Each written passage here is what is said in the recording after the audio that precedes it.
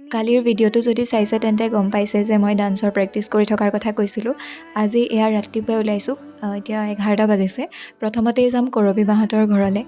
আহি পায়েই চিধা প্ৰেক্টিচতে লাগিলোঁ, কৰবী বাহঁতৰ মিউজিক স্কুলত। এয়া ডান্স এটাৰ গোটেইখিনি কোৰিঅ'গ্ৰাফি কৰি চবৰে পজিশ্যন মিলাই ধুনীয়াকৈ গোটেইখিনি ঠিক কৰালৈকে বহুত বেছি টাইম লাগে। আৰু যিহেতু নতুন নতুন ডান্সৰ কোৰিঅ'গ্ৰাফি কৰিছোঁ আমি চবেই, সেইকাৰণে সময় বেছি লাগিছে। ডাইৰেক্ট প্ৰেক্টিচ কৰিব পৰা নাই, অলপ অলপকৈ কোৰিঅ'গ্ৰাফ কৰিছোঁ। এইজনী কৰবী বাহঁতৰ ঘৰত প্ৰেক্টিচ কৰি আজৰি হৈ 1টামান বজাত আমি গ'লোঁ আকৌ আমাৰ মিউজিক স্কুললৈ। ইয়াত ৰখি আছে আমাৰ লিজা বা। আচলতে আমাৰ একেদিনাই 2টা প্ৰগ্ৰেম আছে একেটা জেগাতে, সেইকাৰণে 2টা ডান্সৰ কাৰণে প্ৰেক্টিচ কৰি আছোঁ।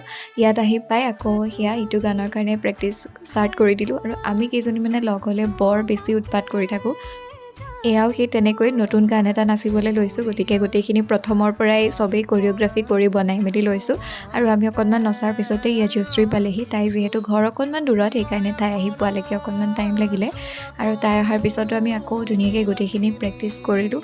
আৰু কৈছিলোঁ নহয় সেই 11টা বজাতে ওলাই আহিছোঁ, আৰু প্ৰেক্টিচ শেষ কৰালৈকে আমাৰ অলম'ষ্ট 4টামান বাজিছে। আৰু তাৰপিছতেই চবৰে ভাগৰো লাগিছে, প্লাছ বহুত বেছি ভোক লাগিছে, একো খোৱা নাই। সেইকাৰণে ভাবিলোঁ যে কিবা এটা খায়ে যাওঁ আৰু গোটেইকেইজনী। সেইকাৰণে ৰেষ্টুৰেণ্ট এখনত আহি পেলাই কিবাকিবি অৰ্ডাৰ দিলোঁ। চ' আজিৰ ভিডিঅ'টো ইমানেই আছিলে, আৰু যদি মই পাৰোঁ তেন্তে আমাৰ ডান্সৰ ভিডিঅ'কেইটা আপলোড দিম। আজিলৈ ইমানেই, বাই।